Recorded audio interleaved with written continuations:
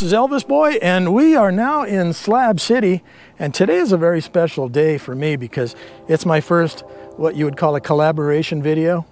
And there's a young lady that I've admired for a while. She has her own YouTube channel, and I will put a link down below to her channel. And everybody meet Lali Amante. Hi guys, thank you Elvis, thank you for inviting me. And you guys, I am a big fan and supporter of Elvis. Into the Sunset YouTube, you guys should check him out. But I'm very happy that finally, this is like what, 6 months? Yeah, like waiting. 6 months. Yeah. And it's exciting because I want to do more of this and meet more YouTubers. And this is a great place out here because I kind of know my way around Slab City. And I'm going to take Lali around. We're going to meet some people this weekend and get some good content for you. So stay tuned for Lali Amante and myself touring Slab City and meeting some interesting people and seeing some interesting things. So stay tuned.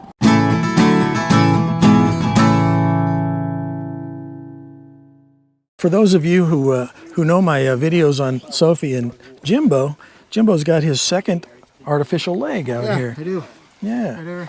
And if you don't know what happened, I'll put a link down below to his amazing story. Yeah.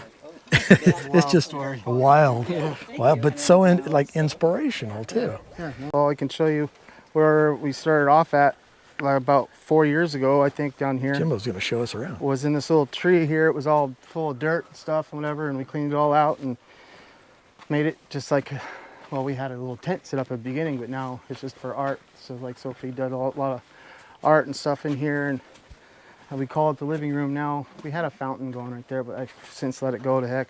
Yeah. But yeah, and then, but this was all knee deep full of trash when we got here. This whole camp, this whole tree and everything was nothing. So we brought some furniture in here and cleaned it all out, emptied out the center, put a swing in and some chairs and stuff, and had a little fire pit and whatnot. Our outhouse is over here. It says beware. So you have to, go over there and whatnot. Beware first thing in the morning. Yeah, yeah. Our camp has the largest group of salt cedar trees in the whole lower canal. Best camp in the slabs.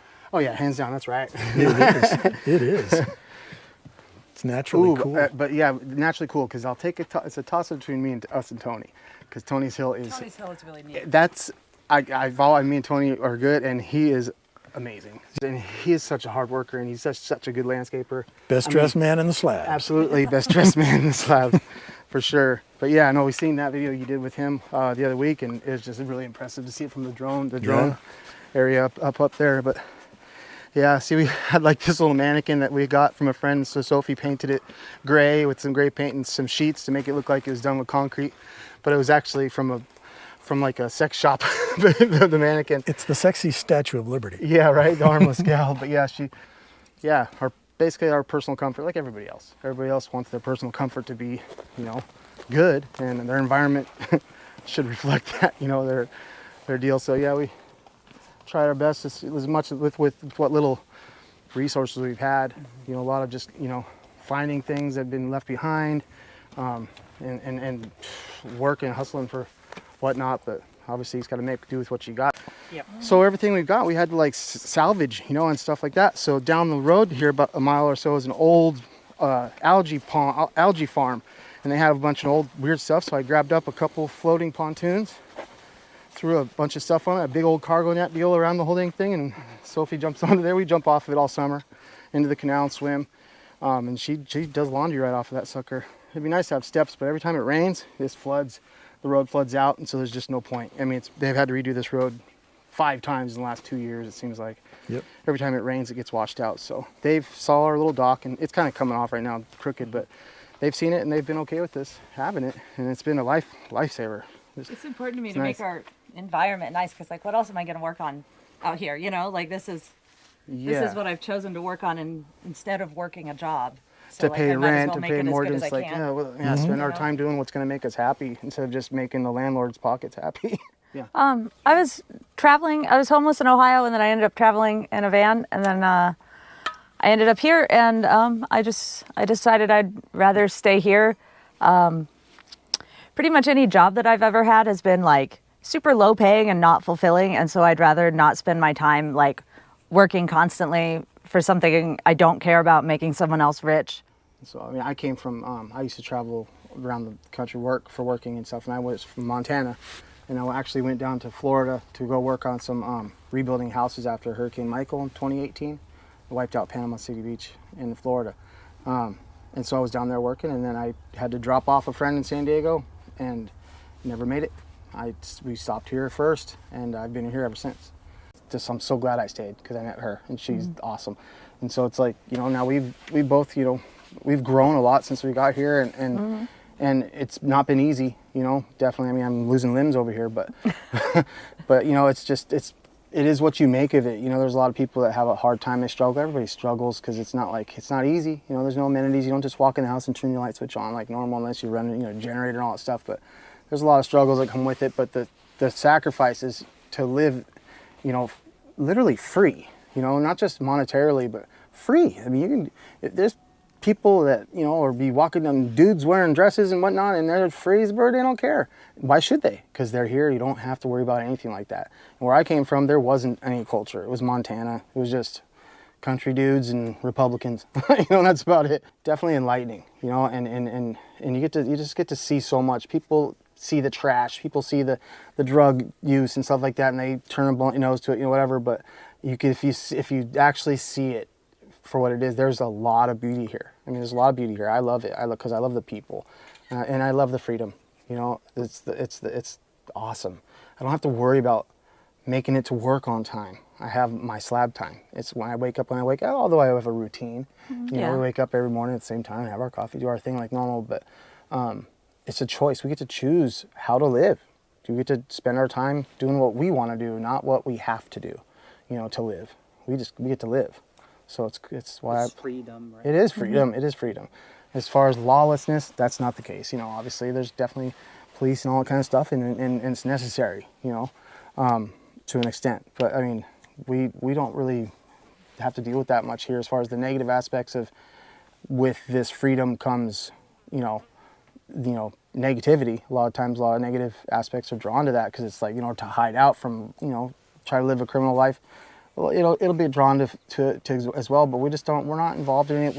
It doesn't come to us. You know, we're far enough away from the slabs. It's a mile and a half up the desert, through the straight desert, you know, on foot. Ain't nobody walking like that, you know, out here.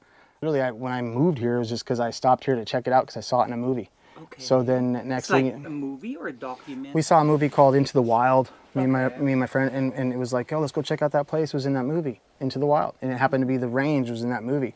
And with this Kristen Stewart, whatever, and this other guy. But so I don't remember the movie, but I was like, okay, fine. You know, so I took off the interstate and went up this way through Imperial Valley and found it. You know, the Slab City. I'd never even heard of Slab City. You know, so I was like, okay, cool, let's stay for the weekend. And then next thing you know, the weekend turned into a week and turned to a month, and then Slabs took over. We were part of the Slabs, had us by then. Years back, when she got here, there was a bar up in the Slabs called the Red Rum Room. It was a pirate thing. This was in, well, it was about five years. 2020, 2020, it was right at pandemic 2020. time. Okay. Somewhere in I there. helped all the pirates, and we built this bar and stuff, and I ran it with these guys, with Pirate Rob and these dudes. And it was a big party scene, you know, and I had lasers going and smoke machines and lights and cooling. It was a full-blown bar party scene, you know. It was chaos on Slabs. It was fun, you know. That was the first place we ended up parking, the person I came here with, Yeah. and I ended up parking out there, and then they kind of like accepted us into their little group, and then we met that way. I think I did end up tending bar there for a little while Yeah, because she I was a helped out. bartender before. In Rob's pirate. Yeah, but at the then bar up there, so- yeah, that's not really my scene. So No, not no, really. no. you It know. wasn't. I mean, It was just like a landing spot, and then Yeah. I got this place down here. It was a good time for while it Yeah. lasted, but that's where I met her. Yeah. Last, a year ago, September, so a little over a year ago now, found a shotgun, a little sawed-off shotgun under a bush, and I was super excited about it, and I just reached down. Like a shotgun. Yeah, a little one, about this long is all. Okay. And so I went to reach down and pick it up, and when I did, it was loaded, and I didn't know, and I just didn't even think about it, and I was just stupid, and probably wasn't sober. So I mean, I was just not thinking straight, and when I picked it up, it just like an instant, boom, it was a flash, loud bang, and I was like, what? And it took my calf and erased it. There was no calf, and no Achilles tendon, no bones, and they're just hanging on there by my little bit, you know, by my shin. And so I just took my belt off, wrapped around my leg, and tight, and I dragged myself far, you know, just dragging it until somebody heard me screaming, and finally they life flighted me out of there, took me to Palm Springs. I was there for 2 months, and I had 8 surgeries on it, trying to save it, and all this just, ugh. And then finally when help came, yeah, I did. There was like a, you know, people call it a near-death experience, you know, and I've heard of it, you know, and been like, okay, you know, whatever, for clicks or something. You know, I've never believed in that kind of stuff, because why would I? You know, I've never experienced it, but I died. I mean, I remember saying to my buddy BJ, he was there laughing at me and stuff, and I told him to tell Sophie I'm sorry, and I just fell asleep. I don't remember the helicopter coming or nothing like that. I just remember being so tired, really tired and drained, and just like, ugh, no more pain, no nothing like that.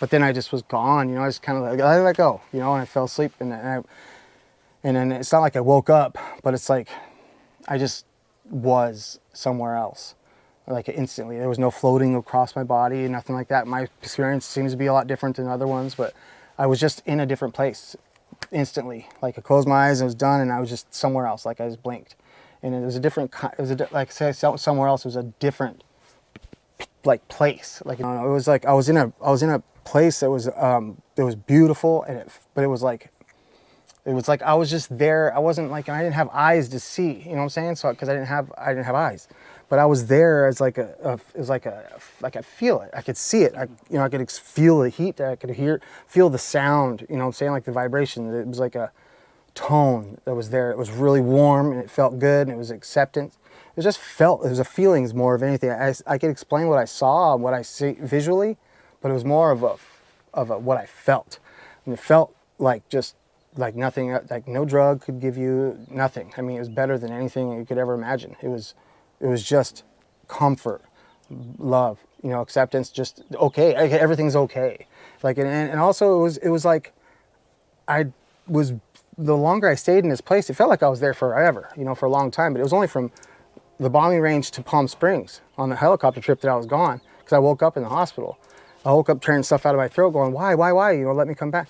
But that short trip in this reality was only 25, 30 minutes, but for me it lasted forever, like you know, forever, longer than a lifetime or anything like that, you know. So it was weird, but I've forgotten my life was the biggest thing. And I remember this still, and there's no way I could ever forget it. But I had forgotten my life when I was in this other realm or whatever it was, this place after death. It was like when you wake up from it when you had a really good dream, you know, or an intense dream or something like that, and you want to tell your partner, you want to tell somebody about it. It's like I would say, hey Sophie, I just had this dream where I was just climbing a tree or whatever, you know. It was like that. Like my life that I had lived my whole life was like that. It was a fleeting dream. So I hope you enjoyed our little visit with Jim and Sophie. If you want to hear the rest of Jimbo's story, I'll put a link down below to the video that's dedicated to his story of his miracle. Very inspirational. I would really recommend that you watch it. But yeah, and thank you, Lali Amante, for being involved with this collaboration. It's my very first. And there's more to come on this trip. And thank you very much. And please remember to subscribe to my channel if you haven't already. And remember, life's too short for anything but joy. This is Elvis Boy, and I'll see you next time.